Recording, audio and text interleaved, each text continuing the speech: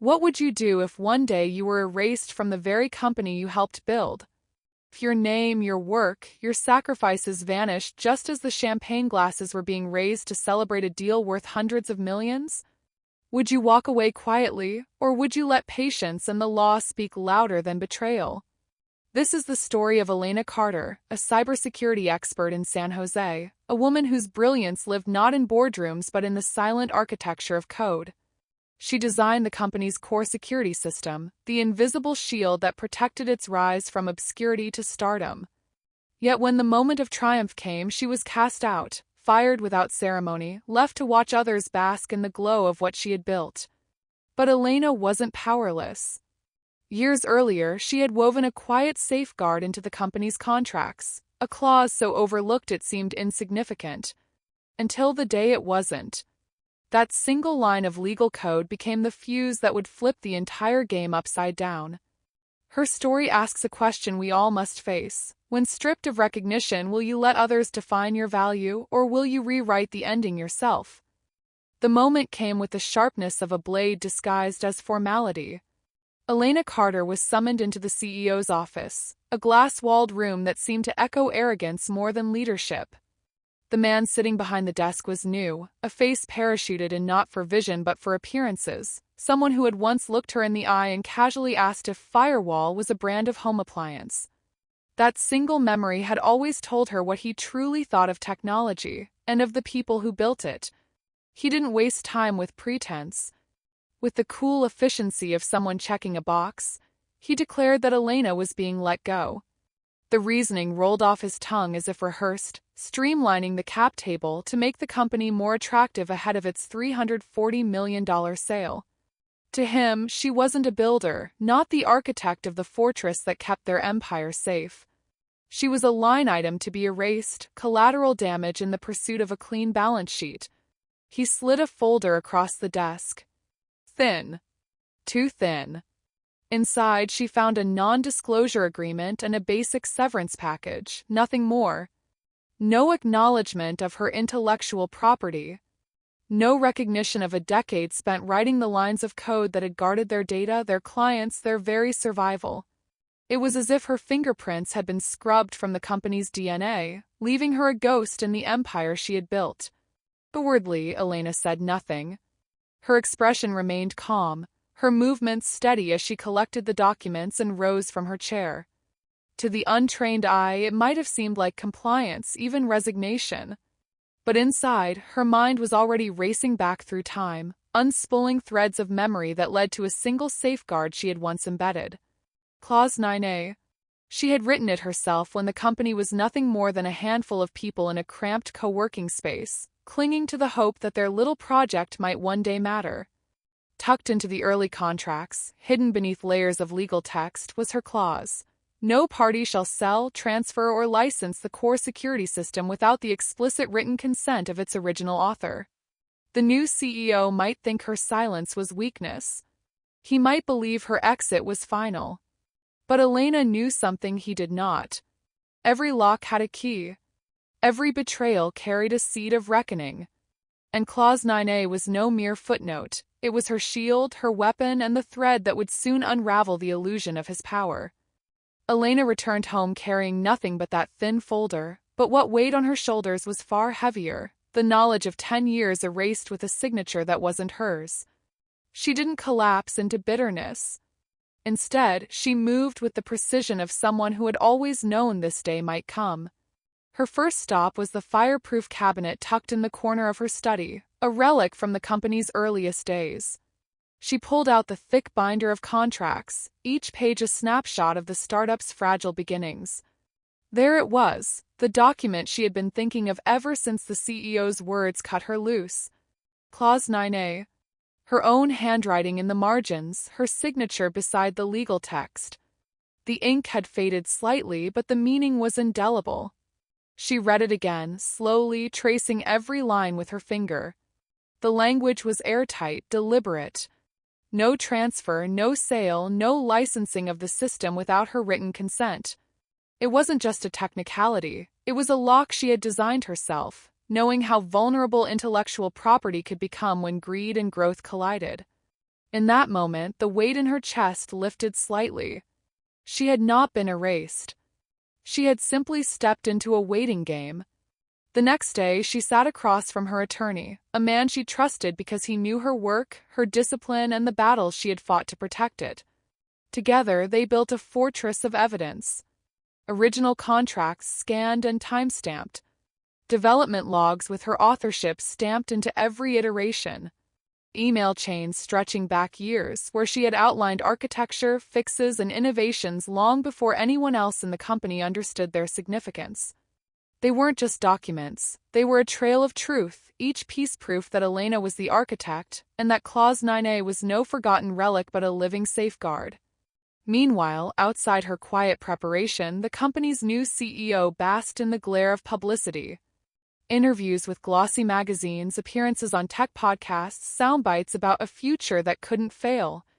He spoke of momentum, of vision, of leadership. He wore confidence like armor, blind to the crack forming beneath his feet. For him, Elena was gone, a problem solved. But not everyone was convinced. Her phone buzzed late at night with messages from former colleagues, people still inside the machine who whispered their unease. The buyer's legal team had begun digging, asking sharp questions about source code ownership, about intellectual property rights, about the very foundation of the company's security system. "They're circling Clause 9A, one message read. "They want clarity. No one can give it," another simply said. "Something's about to blow." Elena didn't reply. She didn't correct them, didn't warn them, didn't gloat. Her silence was her strategy. Patience was the most underrated weapon in warfare, and she had learned how to wield it. Every day she stayed quiet, the tension grew. Every hour she withheld her move, the clock ticked louder for the CEO who had thought he could erase her. The stage was being set, not by noise or confrontation, but by silence. And when the time was right, that silence would break like glass, and Clause 9A would not just be a paragraph in a contract, it would be the fuse to a detonation no one in that boardroom could escape. The due diligence process, meant to be a smooth formality before the $340 million sale, turned into a minefield the moment Clause 9A surfaced. The buyer's legal team unearthed it in the original contracts, Elena's signature clear and undeniable, and their tone shifted from polite curiosity to urgent suspicion. The deal, once hailed as unstoppable, was suddenly placed on indefinite hold. Inside the company, chaos erupted. The boardroom that had once been filled with self-congratulation now echoed with frantic arguments. The CTO, who had always respected Elena's brilliance even if he hadn't defended her when she was cast aside, reached for his phone. His voice on the voicemail carried the tremor of desperation. "Elena, please, we need to talk. You're the only one who can clarify this." But Elena let it ring unanswered. She knew exactly what her silence meant.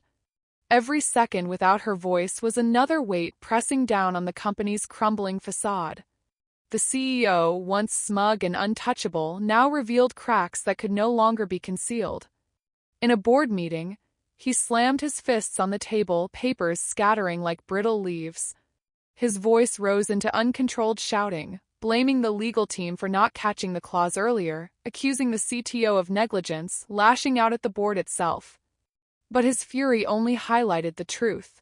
He had underestimated a woman who had built the very walls now closing in on him.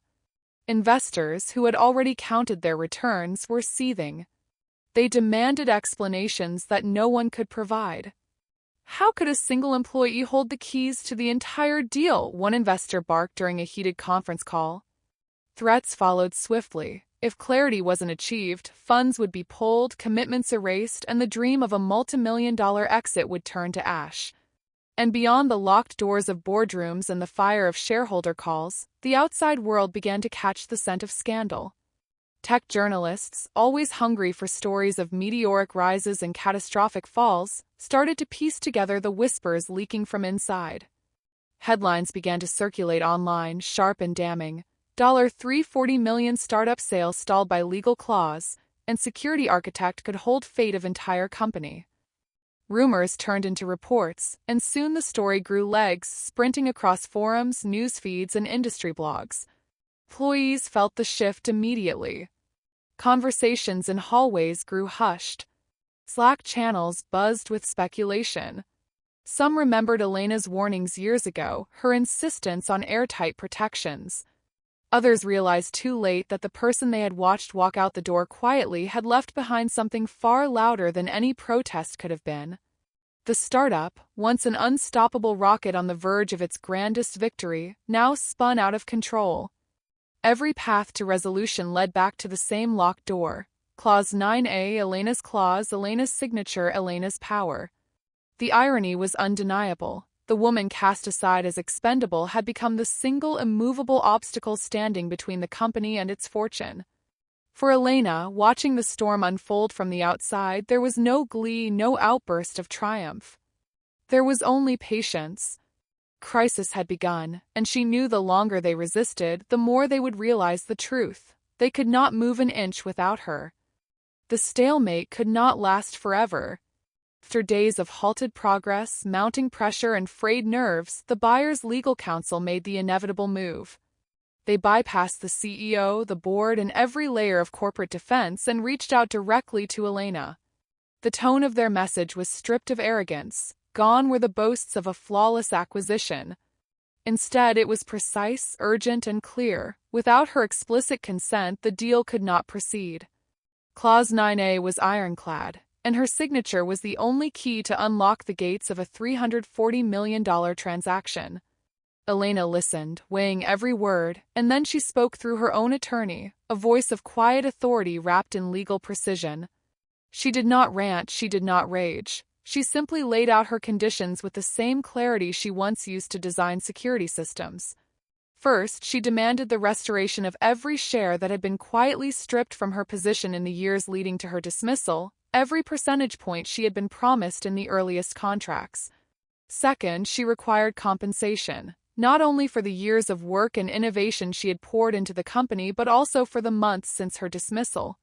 She insisted on financial redress, with interest calculated from the day she was cast out, a ledger of fairness balanced to the cent. And finally, she demanded protection, complete indemnification from any claims the company or its investors might attempt, and a guarantee of her professional reputation. No blame would be shifted onto her, no shadow would be cast on her name. Her legacy would be preserved, unmarred by the company's panic or the CEO's rage. For the buyer's counsel, the logic was undeniable. Clause was immovable, and the stakes were too high to gamble. Without Elena's signature, the deal was dead, and hundreds of millions of dollars in anticipated profit would vanish. They carried her demands back to the negotiating table, and though the board bristled, though the CEO thundered with threats and indignation, the math silenced all resistance. The choice was stark: concede to Elena or watch the company's future dissolve into litigation and financial ruin. The agreement was executed swiftly, quietly, almost surgically. Millions of dollars moved in a single transfer, shares were reassigned, contracts signed. For Elena, the numbers on the page transformed into a new kind of security, one not built of firewalls and code but of justice delivered through patience and precision. When the CEO discovered what had transpired, it was already irreversible. He stormed into the boardroom demanding answers, only to be met with cold silence and a simple truth. The money was gone, the shares restored, the settlement sealed. Elena had secured her victory before he even knew the battle had been fought. What remained for him was bitterness and the hollow echo of defeat. For Elena, it was the quiet satisfaction of knowing that the system she had once built to protect others had, in the end, protected her. She had not raised her voice, she had not sought revenge. She had simply waited, let the law speak for her, and watched as justice delivered itself into her hands. Elena's world shifted into stillness after the storm. With the settlement finalized and her role in the company's fate secured, she did not chase headlines or bask in victory. Instead, she quietly disappeared from the relentless orbit of corporate noise and moved toward something simpler, something hers alone. She purchased a modest home along the calm shores of Lake Tahoe.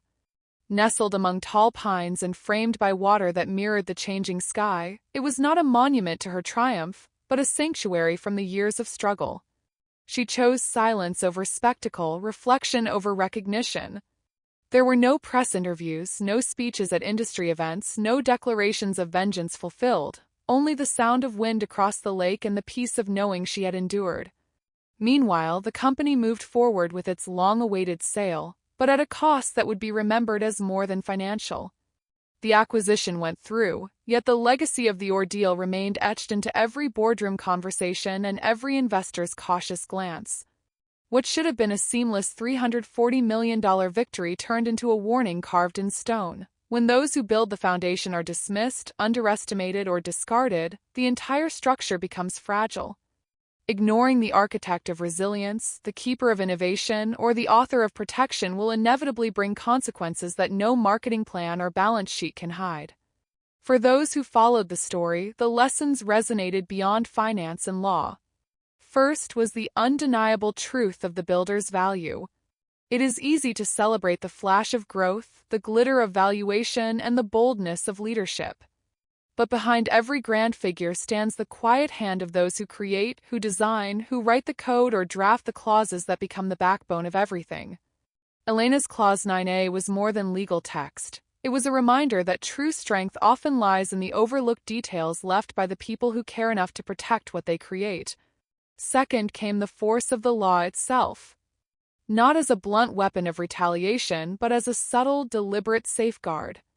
A single clause, precise and foresight, stopped a multimillion-dollar transaction in its tracks and turned the tide of power. It was not rage that altered the company's destiny, but the wisdom of preparation.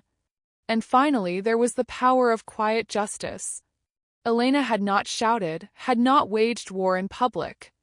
She had simply waited with patience and clarity for the right moment. She trusted truth to speak louder than anger, and it did. Her silence was not weakness, it was her strongest weapon. In the end, Elena's story is not just about corporate betrayal or financial redress. It is a mirror held up to anyone who has ever felt invisible in their work, anyone who has watched their contributions minimized or dismissed. Question that lingers is not hers to answer but ours to carry. Have you ever underestimated the value of your own work? And if so, when the time comes, how will you protect it?